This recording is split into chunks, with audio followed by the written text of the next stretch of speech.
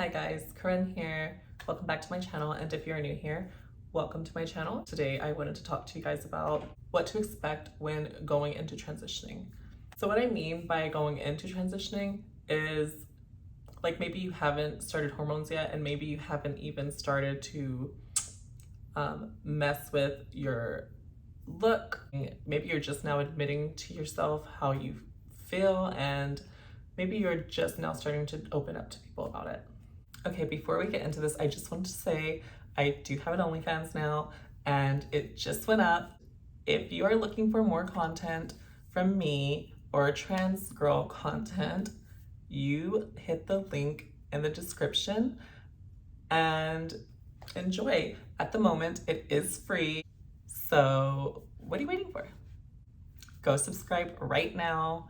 Enjoy yourself. Tell your friends, tell your stepdad, and have fun. Also, if you aren't already, go follow me on Instagram at CorinneLive. You can see all my pictures. I post on my story quite often, and you can also find a link to my OnlyFans right there. Today I'm wearing my glasses because I have a list of things. I have a list of things that I want to talk about here, and I don't want to miss anything, and I don't want it to be because I'm blind. Sorry if there's like a glare, but I guess let's just get started. So the first thing I want to talk about is how people are going to react when you do open up about it.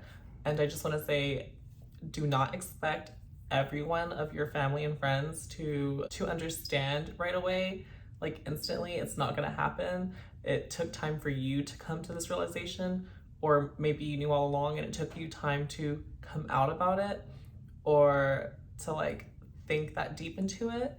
So if it has taken you a while to go through all of this, imagine how other people feel, and especially like parents and brothers and sisters, people like that important to you.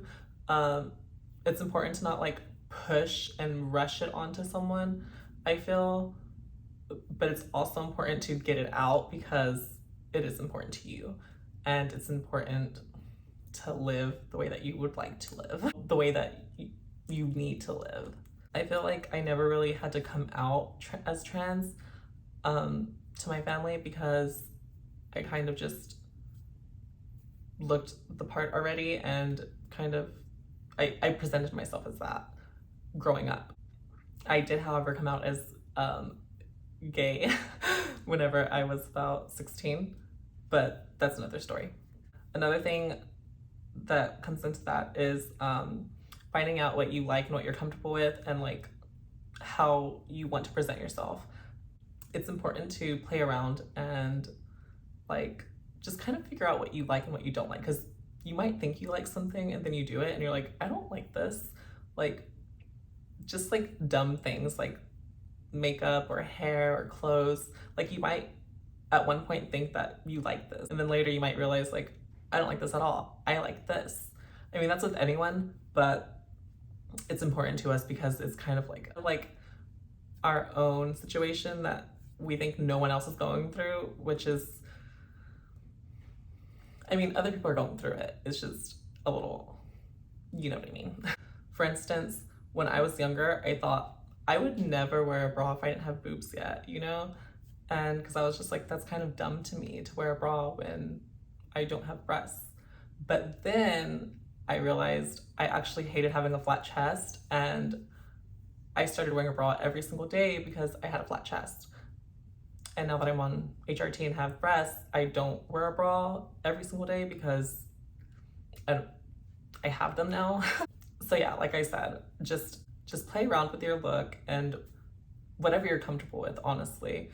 I don't even want to say look. I feel like that's not a correct way to say it, but let's go with that. So one thing that I did do was I slowly added on to everything about my transness, I guess. So whenever I was about 13 or 14 years old, I started wearing eyeliner, I started wearing powder, and like my makeup was all out of order. I started wearing mascara and eyeshadow and lip gloss, and I was still wearing like boy clothes. Like I would buy like the skinny jeans from Hot Topic, and just like t-shirts, I guess, band tees, and for some reason, everyone thought that I was buying clothes from like the girls section, even though I wasn't. But it just looked that way on me because it just looked like a girl already whenever I was a teenager, and I had long hair. So I slowly added those things. So I didn't do it overnight. And I think if I had done it all overnight, it would have freaked my family and friends out a little bit, which is okay, but I'm more of like, I want to be comfortable. I want people around me to be comfortable, and that's just how I am. I'm not saying you have to be that way, but it does help a little so that people aren't thinking you're so weird, which people are gonna think anyway, so it really doesn't matter. But this is just the way that I went about it. I later started to like carry a purse. I think I was about 17 or 16 when I started doing that. And I started like putting my hair in a ponytail whenever I was about 15. Because I had long hair, but I was like the emo kid. So wearing my hair up in a ponytail was like, I remember I was in art class and there was this one kid, he would put his hair in a ponytail. And I was like, oh, well, even though I'm a boy, like, I could do that. So I started to do it after seeing this kid do it. And then just stuff like that. I just added on slowly. And then by the time I was 18, I started buying women's clothing and like short shorts. And I remember I would go out to bars and I felt kind of embarrassed, or not ashamed or embarrassed. I don't know, I was afraid of what my brothers would think. So leaving to go out, I would not like let anyone see my short shorts, and I would wear something over it, and then I would go to my friend's car and change or take it off and have my shorts under. So yeah, I like eased into that with like my family. Even though I looked the part, I just didn't want to push everything onto people and make it like uncomfortable. And I didn't want to talk about it either. I was more like, I was just gonna do things. I didn't want to say anything. People would ask me when I was younger, like I remember it's funny because I dated this girl, but one time while we were in high school, it was a long time after we dated, I think it was about a year or two. Anyway, I was presenting more as a girl, and she asked me, she was like, do you want a vagina? And I was like I'm 16. And I'm like, no. Like, I mean, those are things that, I don't know. I feel like as a kid, you think about it and you don't. And when someone asks you and puts you on the spot, you're like, I don't know what to say, but the easiest answer would be no, because that's more accepting. So yeah, I remember that.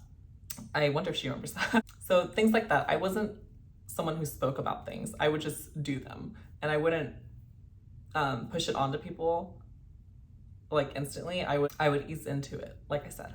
So other than like adding on to stuff, like, well, I guess continuing with that, I think that's why no one ever really questioned me, because I was already presenting, I keep hitting this desk. I was already presenting myself as this, and it would be like every few weeks or months I would add something. Like I added my extensions in at 18. So like no one was really questioning me because they had already watched me go from this to this to this to this. So it was never like a big jump. And then it would look more suspicious, you know? So that's one thing to think about, depending on like where you are with the whole situation. Okay, so another thing I have written down here is basically like, if you don't look the part, don't expect everyone to know your pronouns and to know the correct way to go about. Okay, I feel like so there was a moment in time where I was about 14 and I started getting called her by people before I was even knowing that I was presenting myself as that. So people would call me her or she, and like the classroom would get so confused because they're just like, huh, who? And the teacher or the sub would be like, her, and I'm just like, so so yeah, like no matter where you are in your transition, don't expect everyone to know how to respect you. Some people aren't trying to hurt you, they just don't know the right thing to say or do. And I could get how it could be embarrassing or hurtful, but also understand the reality and be realistic. So I would get misgendered sometimes, um, and I would honestly just let it go, especially if I felt like I looked ugly or manly, or if I didn't look my best and someone misgendered me, I'd be okay with that because I was just like, okay, well, I can't expect everyone to just see me as this. But if I have my hair and makeup done and stuff and I'm not looking rough, like I will say my makeup was not great in high school, even though everyone said it was. And I'm just like, y'all are liars. I I always had feminine features though. So I get it. I was that kid walking around with garage doors. I had that blue eyeshadow, just blue eyeshadow, and that was it. Just don't assume people know what to call you, and don't get so offended by it.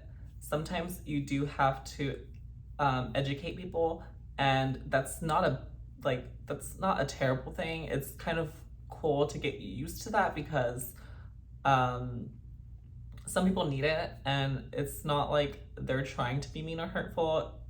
It's just probably that they have never experienced you or someone like you. And it doesn't mean that they hate you, and it doesn't mean that they disagree or aren't supportive. It just means that they need someone to say, hey, this is what I am. And some people are mean and some people aren't, but that's okay, that's life. I'm not saying it's okay to be mean, but being trans, you grow thick skin, even though your hormones are going to change that when you start HRT. Anyway, you grow thick skin being trans because you get called every name in the book growing up, and then when you do transition, so it comes with it, but it does get easier, and you learn to live with it and block it out mostly, or speak up and defend yourself. I have bathrooms down here as well, and that goes with it. If you are not presenting as female, don't go to that bathroom. If you're not presenting as male, do not go to that bathroom. Just to make life easier on you and them. But if you are at least like trying, I feel like there shouldn't be that much of a problem. Not everyone is passable, and I use quotations because I don't like to use that word, but it's the easiest way to get my point across, I guess. Now, I will say that whenever I was younger, I was about 20. Okay, so I had cut off all my hair, and I thought that I was gonna live my life as a boy. That only lasted a couple months, and I was like, this is miserable.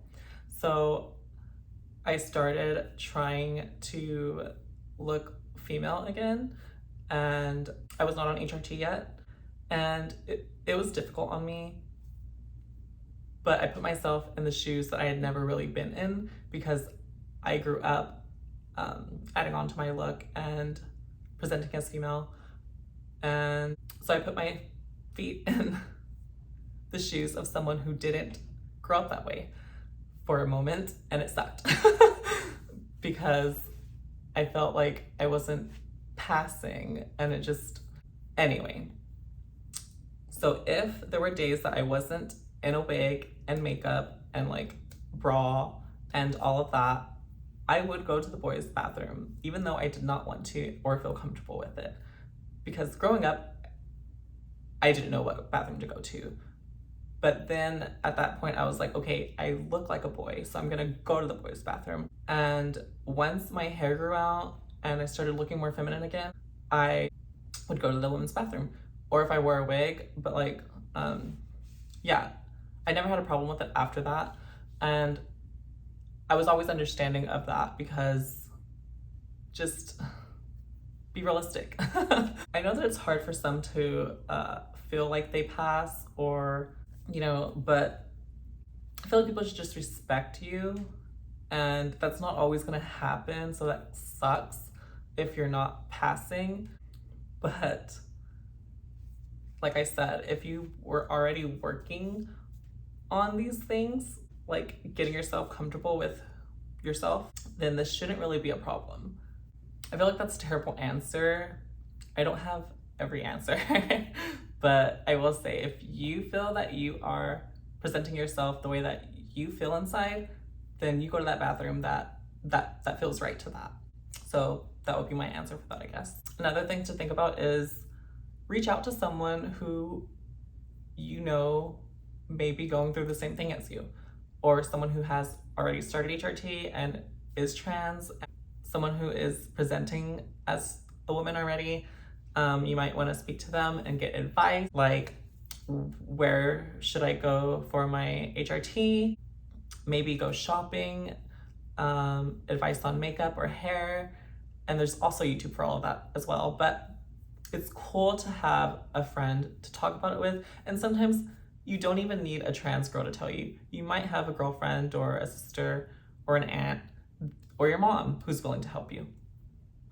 And that's another thing, find a support system. If your friends and family aren't supportive, it's gonna be kind of hard. So find out who you can trust first before even like screaming about it, because those people are gonna build you up and help you accept yourself. So find a good support system, because that's gonna be needed, especially when you start HRT, because you're going through a lot of emotions at that time.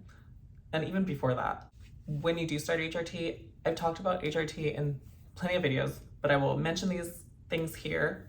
You're gonna lose your sex drive, you're gonna lose muscle, and you're gonna go through physical and mental sensitivity. So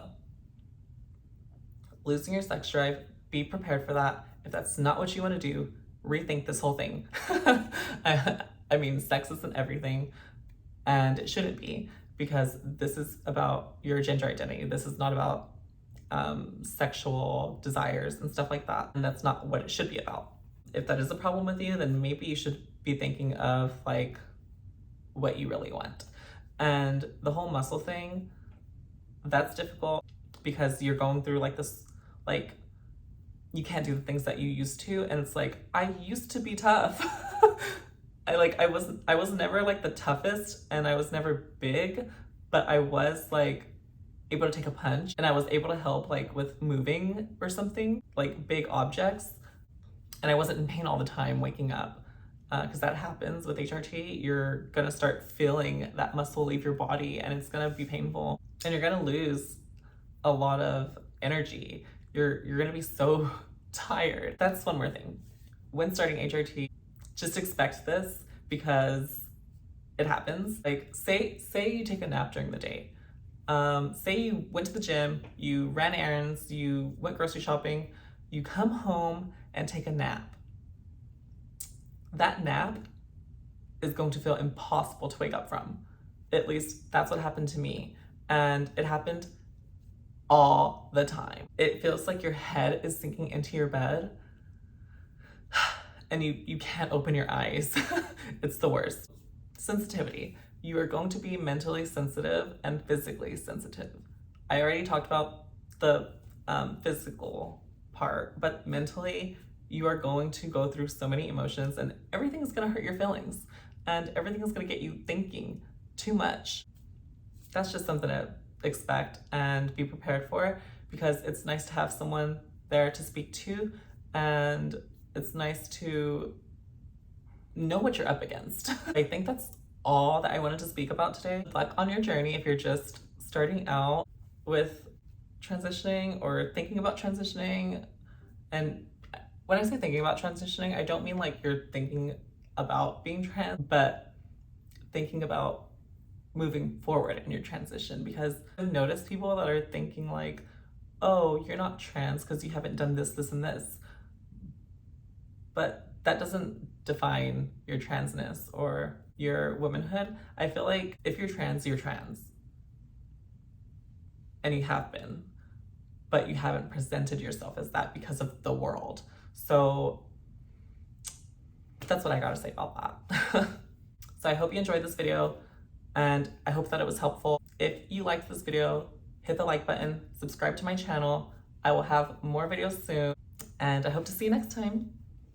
Bye.